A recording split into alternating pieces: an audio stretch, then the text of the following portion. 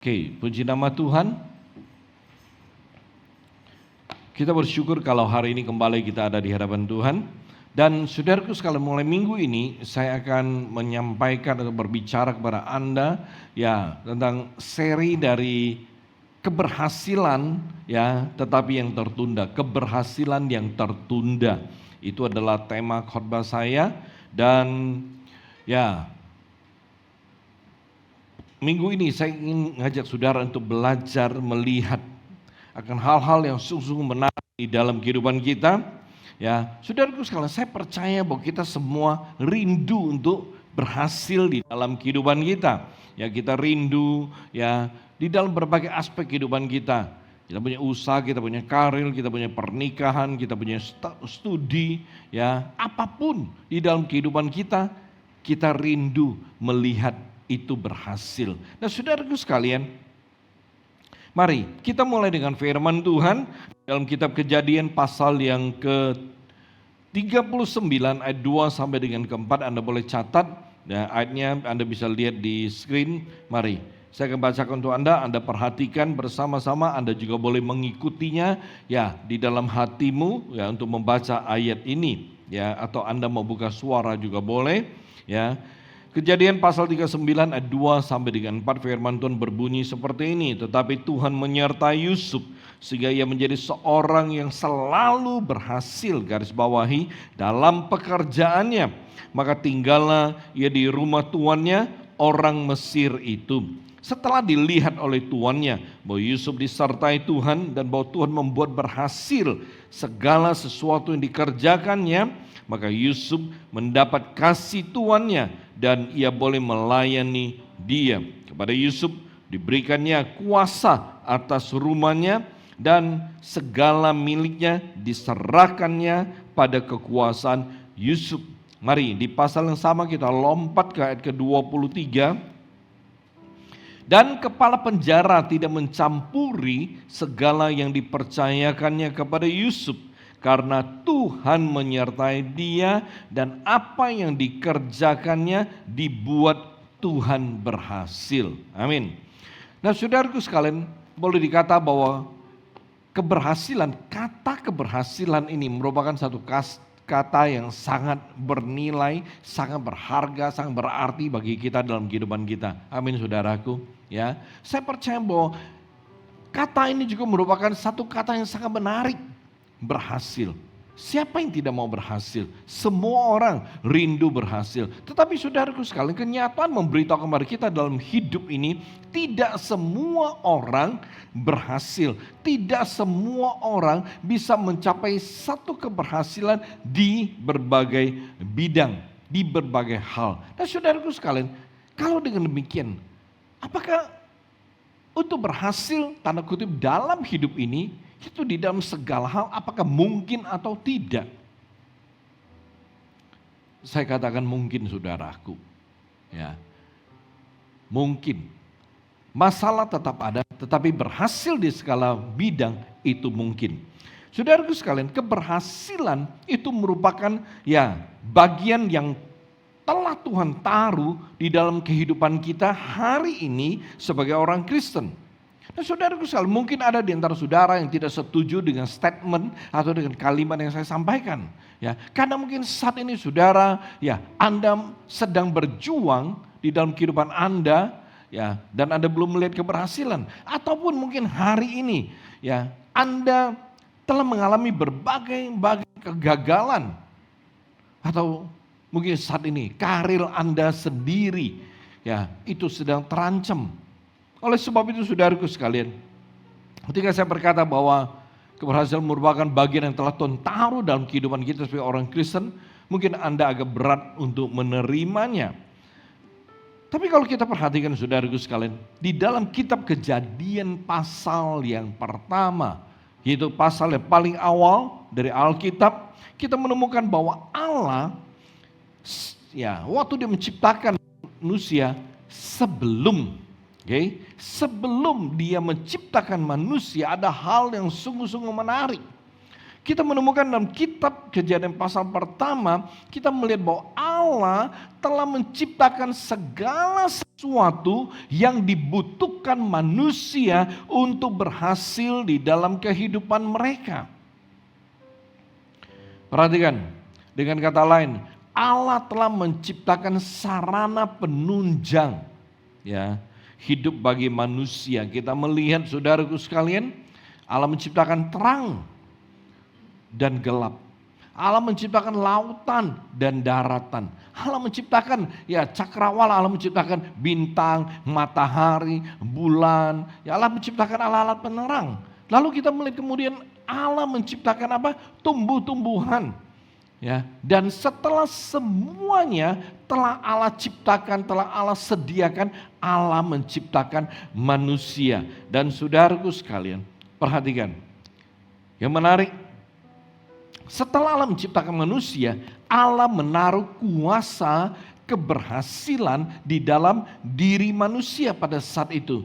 Kejadian pasal pertama ayat ke-28 berkata seperti ini.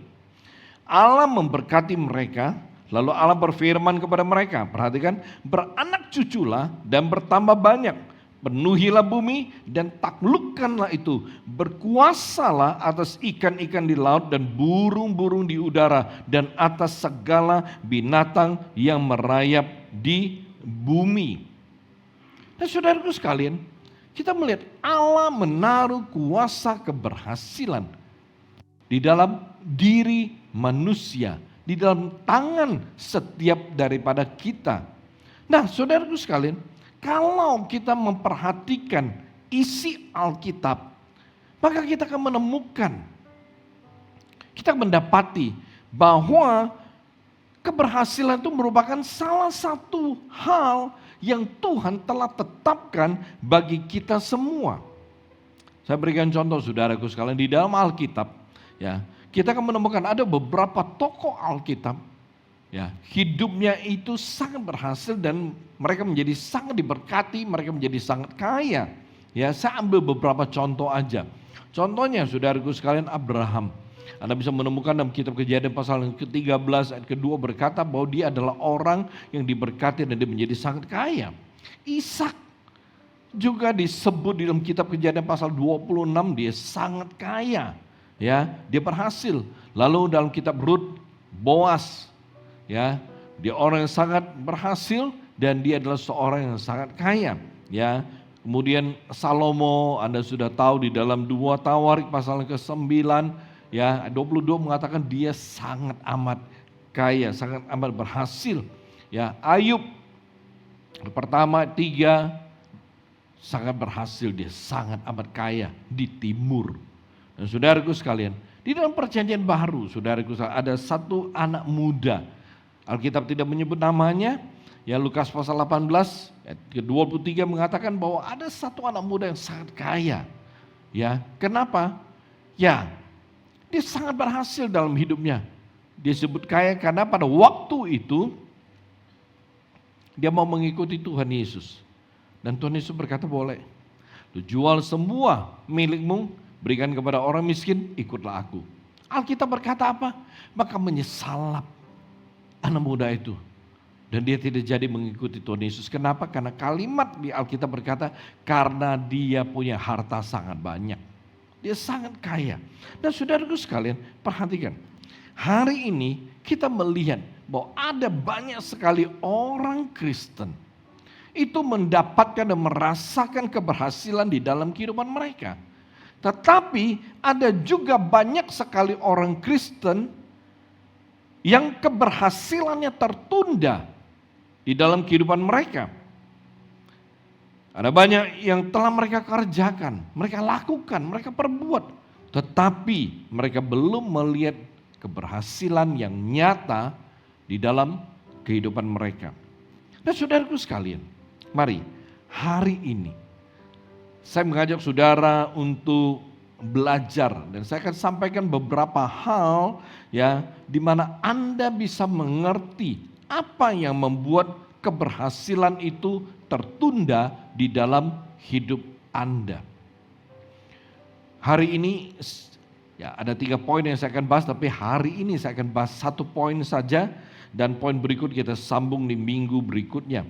Oke, yang pertama, hal yang membuat keberhasilan itu bisa tertunda di dalam hidup seseorang, ya, yang pertama adalah tidak mengerti bagaimana diawali dengan pimpinan Tuhan. Tidak mengerti bagaimana diawali dengan pimpinan Tuhan. Mari kita buka Amsal, kitab Amsal 14 ayat yang ke-12. Ada jalan yang disangka orang lurus, tetapi ujungnya menuju maut. Satu lagi kita buka Yeremia 10 ayat yang 23.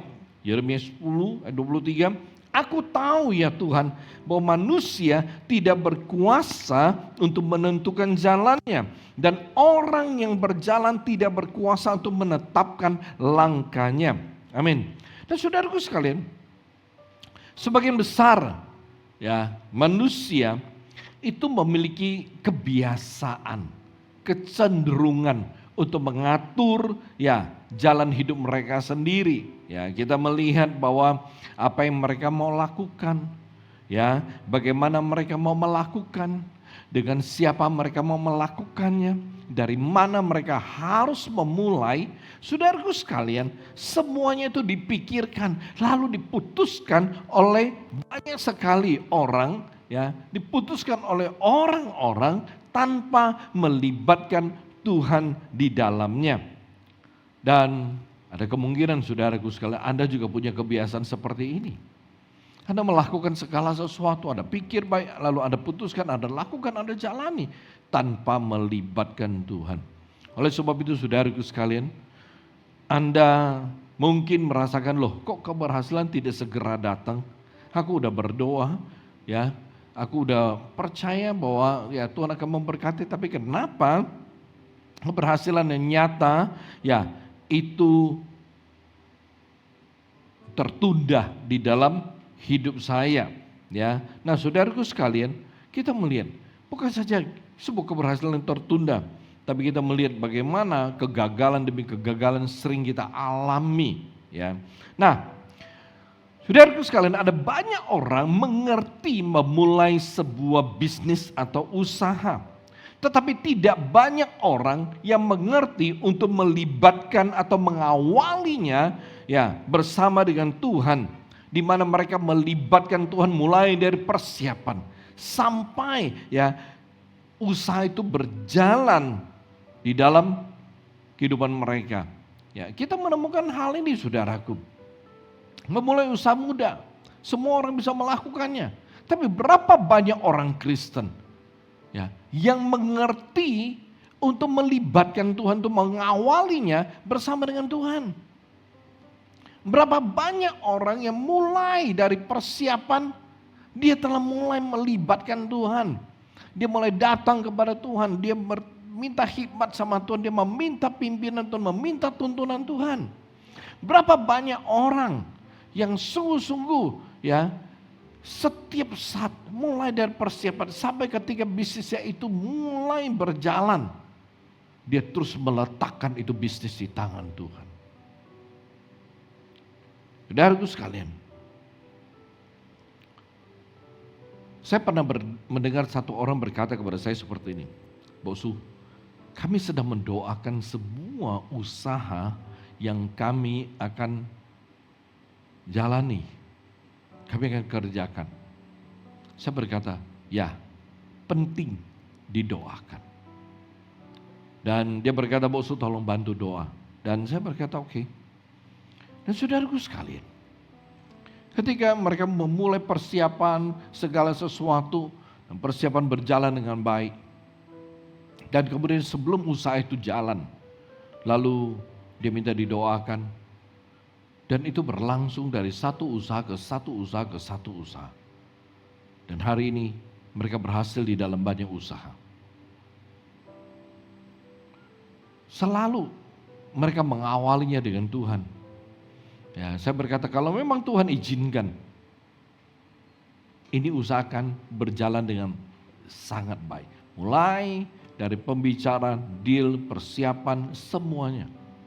Bahkan saudaraku sekalian, kadang-kadang sebelum sesuatu dimulai, ya, dia sudah minta didoakan. Ketika udah selesai, bisnis mau start, dia minta didoakan lagi.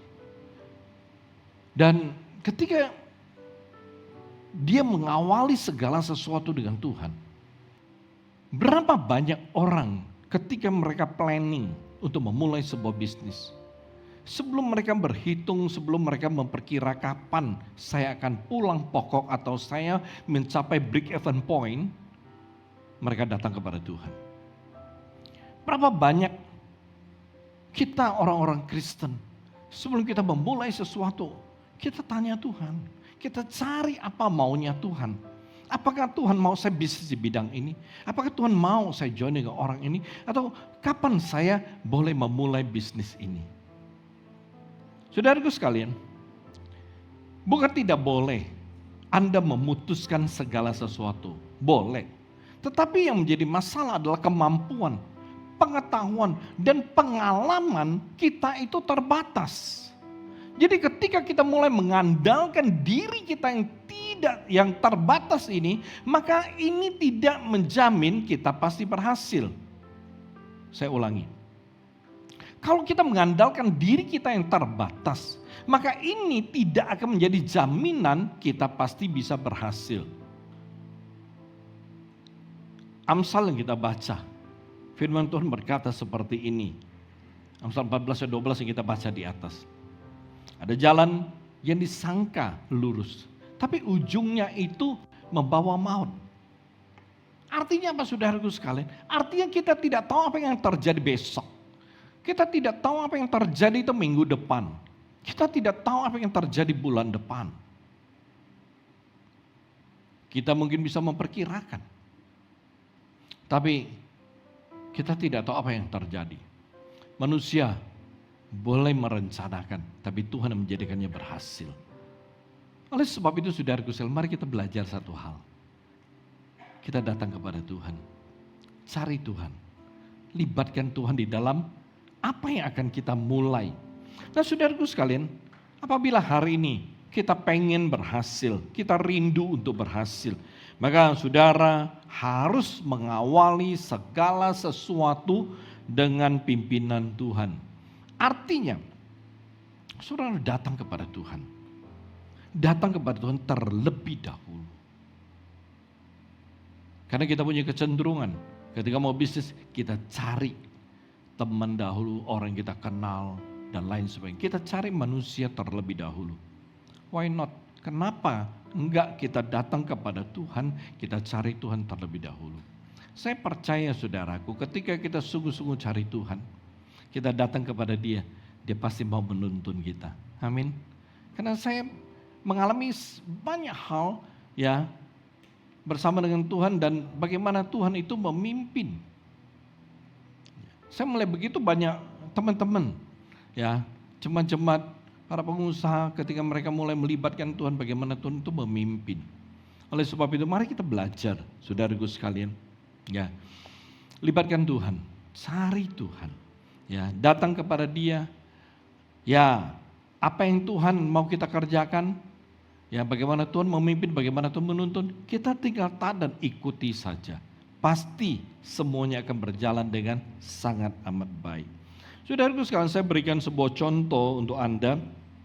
Kitab Kejadian pasal ke-24 ayat 12 sampai dengan ayat ke-15 saya bacakan untuk Anda. Kalau Anda mau ikut baca silakan. Lalu berkatalah ia, Tuhan Allahku, Tuanku Abraham, buatlah kiranya tercapai tujuanku pada hari ini. Tunjukkanlah kasih setiamu kepada Tuanku Abraham. Di sini aku berdiri di dekat mata air dan anak-anak perempuan penduduk kota ini datang keluar untuk menimba air. Kiranya terjadilah begini. Anak gadis kepada siapa aku berkata, tolong miringkan buyungmu itu supaya aku minum, dan yang menjawab minumlah, dan unta-untamu juga akan kuberi minum. Dialah kiranya yang kau tentukan bagi hambamu Ishak. Maka dengan begitu akan ku ketahui bahwa engkau telah menunjukkan kasih setiamu kepada tuanku. Sebelum ia selesai berkata, maka datanglah Ribka yang lahir bagi Betuel, anak laki-laki Milka, istri Nahor, saudara Abraham. Buyungnya dibawanya di atas bahunya. Saudaraku sekalian, Abraham sudah tua. Dan suatu hari dia panggil hambanya yang paling tua. Yang artinya hamba yang telah bekerja dengan dia, mengikuti dia lama sekali. Satu hamba yang dia beri kuasa atas segala sesuatu yang menjadi miliknya. Jadi boleh dibilang saudaraku sekalian, ya hamba ini berkuasa atas semua harta bendanya Abraham. Orang kepercayaan Abraham. Saudaraku sekalian, Abraham panggil dia dan berkata, aku udah tua, tolong carikan seorang istri untuk anakku satu-satunya Ishak. Saudaraku sekalian, Abraham berkata, aku tidak mau kalau anakku menikah dengan wanita di tempat ini, yaitu di tempat mereka tinggal, yaitu Kanaan. Perhatikan saudaraku sekalian, Abraham berkata, kembalilah ke kampungku, cari seorang istri bagi anak. Saudaraku sekalian, hamba Abraham ini tahu, ini satu tugas yang sangat amat penting. Ya, dia tidak boleh gagal, dia tidak boleh salah. Ya, karena Abraham pada saat itu adalah seorang konglomerat. Dengan kata lain, Ishak adalah pewaris dari seluruh hartanya. Dia mesti cari istri yang tepat. Ini satu misi, satu tugas yang sangat berat. Dan yang menarik saudaraku sekalian, hamba Abraham. Ya, sebelum dia sampai, dia udah berangkat. Sebelum dia memasuki kampungnya Abraham, di luar dia datang kepada Tuhan. Hamba itu datang kepada Tuhan. Dia memulai sebuah tugas yang sangat penting bersama dengan Tuhan. Perhatikan kalau Anda membaca kitab Kejadian, satu perikop yaitu di pasal ke-24 ini secara keseluruhan, saudara akan menemukan hal yang sungguh amat menarik. Hamba itu berdoa kepada Tuhan. Dan dia berkata kepada Tuhan begini. Waktu itu tidak ada imam, belum ada nabi dan lain sebagainya. Jadi hamba ini datang kepada Tuhan dan dia minta tanda kepada Tuhan. Saudaraku sekalian, bukan masalah dia minta tanda atau bagaimana caranya. Tapi satu hal kita lihat hatinya. Hatinya mengandalkan Tuhan. Tindakannya mengandalkan Tuhan. Dia datang. Dia berkata, Tuhan, seandainya begitu aku melihat seorang gadis dan ketika aku minta minum dia kasih minum. Bukan saja dia kasih aku minum, tapi Tuhan dia akan kasih unta-untaku. Maka dialah yang kau tentukan untuk Ishak. Saudaraku sekalian, dia berdoa kepada Tuhan seperti ini. Dia menyerahkannya bagaimana Tuhan melakukannya. Dia membiarkan Tuhan sendiri yang menuntun, memimpin, mengirimkan seorang wanita sesuai dengan apa yang dia percaya Tuhan bisa lakukan untuk dia. Dan itu yang terjadi. Firman Tuhan kita baca berkata, sebelum selesai, dia menyampaikan hatinya kepada Tuhan, menyampaikan apa yang dia pengen Tuhan buat untuk dia. Seorang gadis muncul di hadapannya. Saudaraku sekalian, kalau kita melihat, kita akan menemukan bahwa Tuhan tahu apa yang kita butuhkan. Amin saudaraku. Oleh sebab itu kita punya Tuhan yang sungguh luar biasa. Kita punya Tuhan yang maha kuasa. Kita punya Tuhan yang mengasihi kita. Dalam arti kata sebelum kita ngomong pun dalam hati Tuhan sudah tahu. Sebelum ada di dalam hati kita, Tuhan sudah tahu apa yang kita butuhkan. Oleh sebab itu saudaraku sekalian, firman Tuhan berkata, apa yang tidak pernah ya timbul di dalam hati manusia, apa yang belum pernah dilihat oleh mata, apapun yang belum pernah didengar oleh telinga, itu Tuhan telah sediakan bagi orang-orang mengasihi dia. Amin. Itu di Korintus. Jadi saudaraku sekalian, kalau kita tarik sebuah paralisa, kita menemukan bagaimana yang dialami oleh hamba Abraham ini, itu Paulus ucapkan. Kenapa? Satu di perjanjian lama, satu di perjanjian baru. Karena ini menjelaskan pada kita bahwa Tuhan itu sama. Baik di perjanjian lama, perjanjian baru, Tuhan tetap sama, tetap satu. Oleh sebab itu apapun yang dia lakukan, prinsipnya sama. Amin. Bayangkan, belum selesai dia ngomong, itu gadis sudah muncul. Ribka sudah muncul di hadapannya. Jadi jangan khawatir, jangan takut saudaraku sekalian. Apa yang menjadi kerinduan hatimu? Walaupun ya boleh bilang belum ada ataupun yang telah ada. Tuhan tahu. Ya, tapi satu hal yang paling jelas yang harus saudara pegang dalam hidup saudara. Bahwa Tuhan tahu yang terbaik. Dan dia akan sediakan yang terbaik untuk kita. Amin. Ya, menarik. Jadi ketika Ribka muncul, hamba dari Abraham berkata, boleh nggak minta minum? Itu gadis melakukan apapun yang sesuai dengan harapan, sesuai dengan keinginan dari hamba Abraham. Gadis itu kemudian memberikan hamba tersebut minum. Bukan saja kasih dia minum, saudaraku. Itu wanita berkata, aku akan nimba air juga untuk unta-untamu. Saudaraku sekalian, sebuah konfirmasi yang sungguh luar biasa. Ketika Tuhan menyertai, maka semua akan berjalan yang sangat baik. Kalau kita memperhatikan seluruh pasal 24 ini, saudaraku sekalian, ya, Tuhan menjadikan berhasil perjalanan hamba ini. Alkitab berkata, Ribka menawarkan kepada hamba tersebut, mari malam ini nginap di rumahku. Ada banyak jerami dan makanan untuk untamu. Dan biarlah kami boleh melayani engkau. Saudaraku sekalian, hamba itu ikut ke rumah Ribka. Singkat cerita, hamba itu mengutarakan semua maksud, semua pesan dari Abraham. Keluarga dari Ribka, termasuk saudaranya Laban berkata, kami serahkan semuanya itu kepada Ribka. Hanya Ribka berkata, baik, aku akan mengikut kamu kembali kepada tuanmu.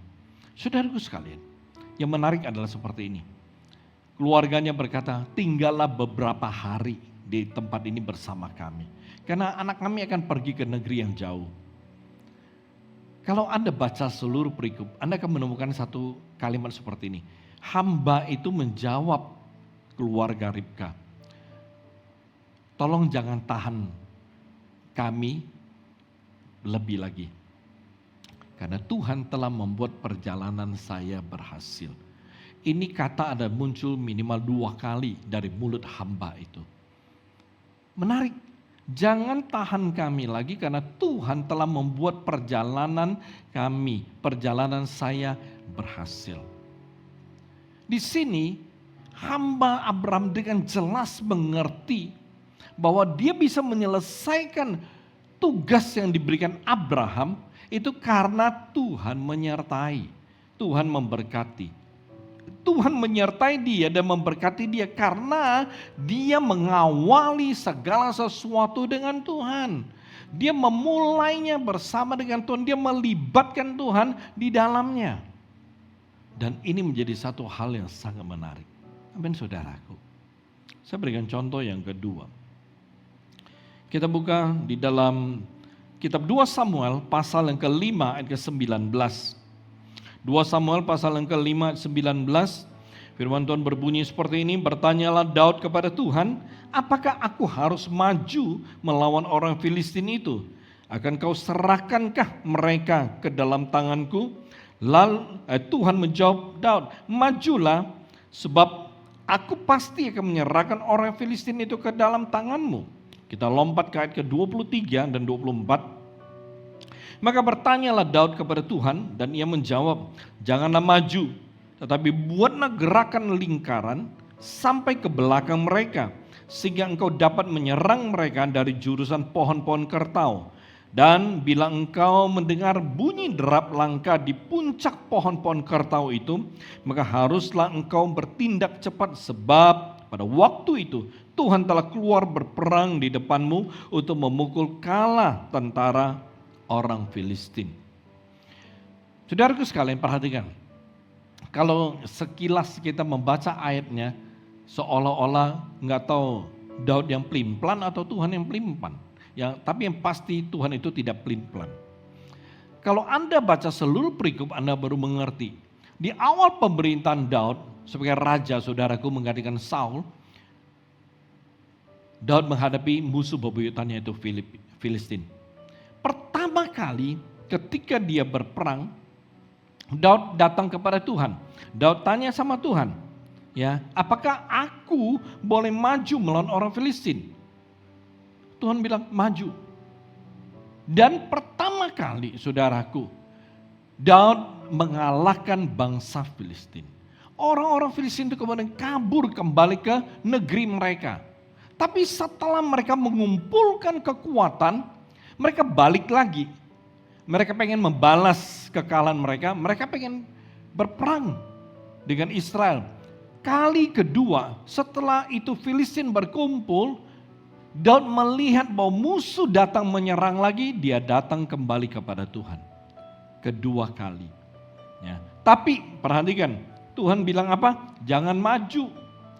Pertama kali dalam peperangan yang pertama, saudaraku, Tuhan berkata maju. Tapi yang kedua Tuhan berkata jangan maju, buatlah gerakan melingkar ke belakang. Menarik, ini cara Tuhan memimpin. Saudaraku sekalian, ada banyak orang Kristen seperti ini.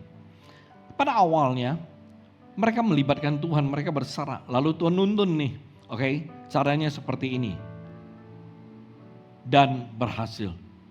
Berikutnya, banyak orang Kristen sudah tidak berdoa, tidak melibatkan Tuhan. Kenapa? Oh, udah ngerti Tuhan ternyata caranya seperti ini. Ya, nggak perlu doa, nggak perlu libatkan Tuhan, langsung jalanin.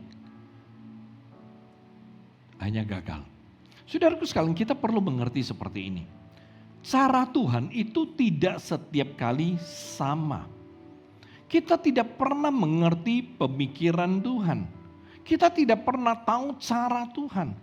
Ya, yang paling penting adalah Tuhan punya caranya. Oleh sebab itu kita tidak bisa mengkotak-kotakan cara Tuhan. Oh, kalau untuk yang sakit, oh Tuhan pasti begini. Untuk bisnis, Tuhan pasti begini. Untuk keluarga, Tuhan pasti begini. Nggak bisa, saudaraku. Kita kagak bisa kotak-kotakin gitu loh. Cara Tuhan itu bergerak di dalam kehidupan kita, nggak bisa. Tuhan punya kedaulatannya. Tuhan punya caranya. Ya. Kenapa? Ya mungkin kita berpikir, kenapa Tuhan tuh ribet banget sih? Kenapa nggak pakai satu cara? Saudaraku sekalian, Tuhan tidak pakai satu cara. Karena Tuhan mau supaya kita bisa terus bersekutu sama Dia. Tuhan mau supaya kita bisa terus berkomunikasi sama Dia. Tuhan mau supaya kita selalu terjalin dengan Dia. Tuhan mau supaya kita selalu mengandalkan Dia, percaya kepada Dia, dan melihat bahwa Dia Allah yang maha kuasa, Dia Allah yang hidup.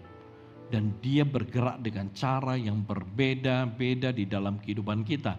Walaupun tujuannya sama, yaitu memberi pemulihan, memberi pertolongan, memberi kelepasan, dan memberkati kita.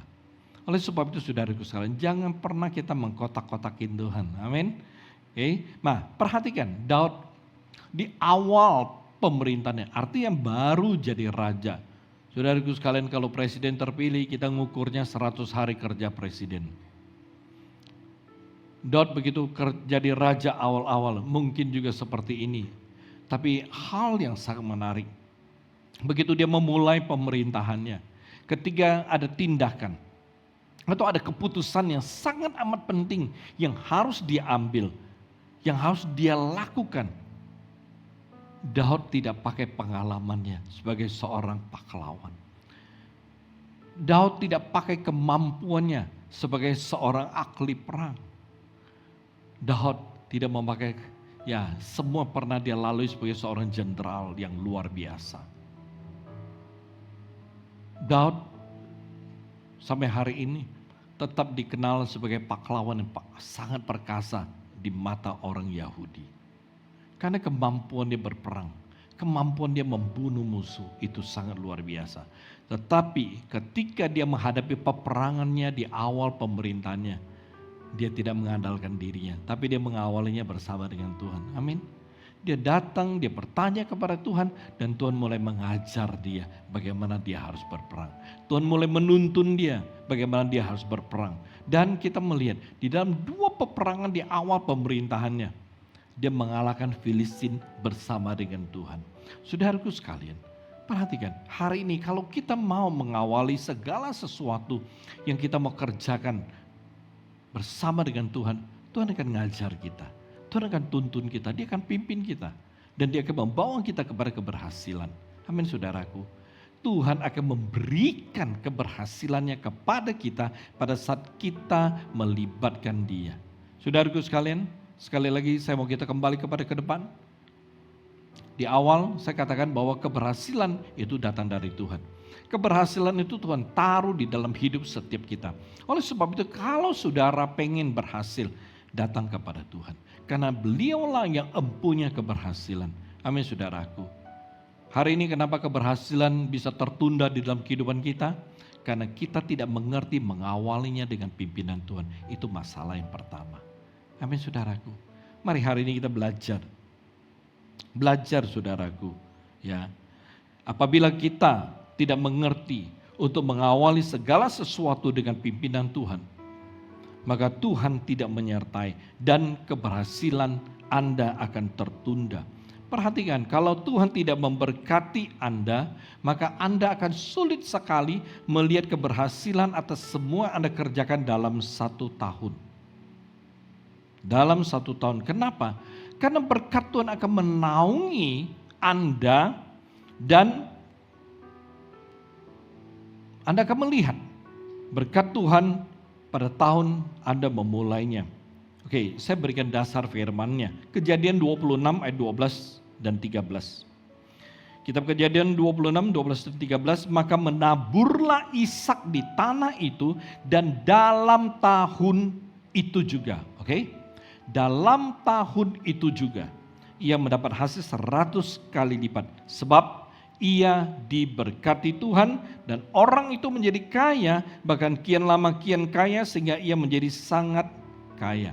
Perhatikan saudaraku, kalau saudara mengawali segala sesuatu dengan Tuhan, Tuhan menyertai, Tuhan memberkati, dalam tahun saudara memulai saudara akan melihat hasil. Atau dengan kata lain, dalam tahun pertama, dalam 1 tahun Tuhan akan memberkati Anda dengan luar biasa. Kalau Anda mengawalinya bersama dengan Tuhan. Ini penting untuk kita mengerti. Amin saudaraku. Oleh sebab itu, ya, mari kita belajar untuk memulai segala sesuatu dalam kehidupan kita bersama dengan Tuhan. Usaha bisnis yang mau dijalankan, karir yang mau ditekuni, pasangan hidup yang dibutuhkan, serta keputusan untuk join atau kongsi, ya, usaha dengan orang dan lain sebagainya. Saudaraku sekalian, cari Tuhan terlebih dahulu dan lihat pimpinannya dan tuntunnya atas rencana dan keinginan kita. Amin saudaraku sekalian. Saya percaya ketika saudara mengawali segala sesuatu bersama dengan Tuhan, saudara akan berhasil. Ya, saudara pasti akan berkenan kepada Tuhan, dan ketika kita berkenan kepada Tuhan, Tuhan akan memberkati kita.